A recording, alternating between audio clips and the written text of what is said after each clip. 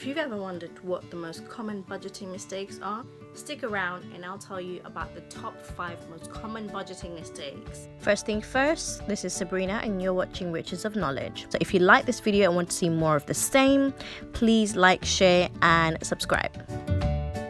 So, not accounting for every single penny or pound. Some people may think that, a penny is just a penny, I'm going to buy a bar of chocolate. It all adds up at the end of the month. If you make so many transactions and in those transactions you have a penny, a pound here or there, all those transactions add up and they could add up to hundreds of pounds. And at the end of your month of budgeting or your week of budgeting, every time you review your budget, you'll find that there are there's 50 quid missing, 100 quid missing, and that all adds up and you're going to be asking yourself, where is it all gone? Well, it's all gone in the pennies and pounds that you didn't account for. So you should account for every single penny. So this is a big one, and this is what prevented me from successfully budgeting in the beginning. I have tried multiple times to start a budget, and I've never stuck with it. And I found that the reason for that is when people don't track their budget on a daily basis. And when I say daily, I don't mean it doesn't have to be just once a day.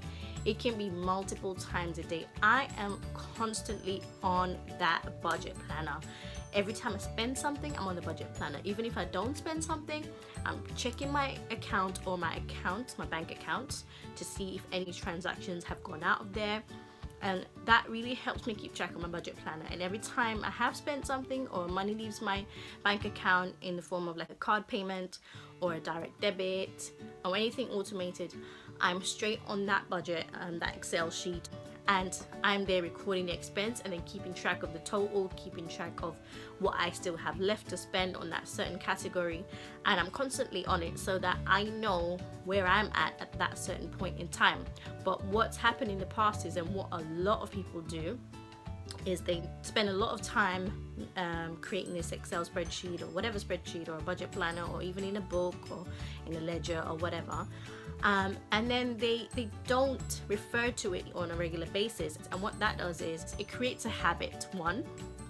And secondly, it creates a healthy habit, because then you're keeping track of what expenses are and where you are at that certain point in time, which is the whole point of making a budget. There's no point in drawing up a budget if you're just gonna never go back to it again. Every time you make a transaction, just if it's a book that you're using, carry it in your bag, or your pocket, or have some kind of notepad or something in your wallet, like an envelope or a sheet of paper, to keep track of that budget. Yes, so this next one is the temptation to keep increasing your budget. So for example, if you are working and you need to eat lunch at work and you don't pack a lunch, you buy lunches. So you have a budget for that lunch. Let's say if it's £10 per day. Let's keep it at £10 per day, a whole round figure. But today you've spent £12. So what a lot of people do is they say, oh, I'll take that off from tomorrow's budget.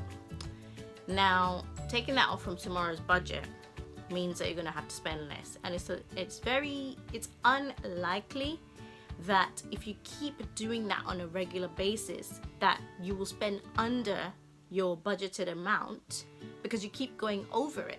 So what I suggest for you to do is, one, never ever go over your budget. Obviously the reason you're going over is because you're finding it hard. So the other thing is, look for creative ways of not going over your budget. So for example, a lot of people will pack their lunches, so maybe that's an option for you, but that's only obviously for the lunch category, for the work lunches category. The other option that you have is borrow from another category but from the same period. So I'll give you an example. If your lunch budget is £10 per day and you've gone over for the day, what you do is, say you've gone over by £2, you take the £2 off of another category. So maybe you might want to take the £2 off of personal grooming category, or you might want to take it off the category for holiday money that you're saving up. And that way you know that you're never going to get that holiday money back because you keep borrowing from it, because you keep going over for your lunches, and that might motivate you to stay on budget. And one that throws everyone off track, even if they're doing everything exactly right every single day. I used to be one of these people that didn't used to budget for irregular expenses. So, you know, quarterly expenses that occur twice a year, and of course annual expenses. So those are the kind of expenses I mean. So things like if you pay your car insurance annually and you just pay it off once rather than paying for it on with a monthly direct debit, that is an annual expense that you need to make allowance for in your budget planner. So if you pay your car insurance once a year, you need to split that amount into 12 months, and I would probably add a little bit extra over, you know, on top of the last car insurance cost, because sometimes car insurance tends to go up or down. It doesn't, you know, depending on a few factors. But what I would do is, if your car insurance was £500 last year, I would add an extra 10% to that, so 550, or sometimes even 20%, whatever you think is the most reasonable figure to add on top of that, just to allow for an increase in your car insurance cost the following year. So what I would do, let's say 500 last year, the car insurance cost 600 the next year. That's what you're projecting for it to be. So 600, divide that into 12, that's £50 a month. In your monthly budget, you have to allow for the £50 savings for your car insurance, so that when it comes to the end of that 12 months and it's time to renew that insurance, you are not scrambling around to find that money from somewhere. And if you are scrambling around to find that money from somewhere, that's when your whole budget is thrown off course. You do the same thing for birthdays, anniversaries, Valentine's Days, Christmas. Christmas is the most expensive period, yet a lot of people don't budget for it.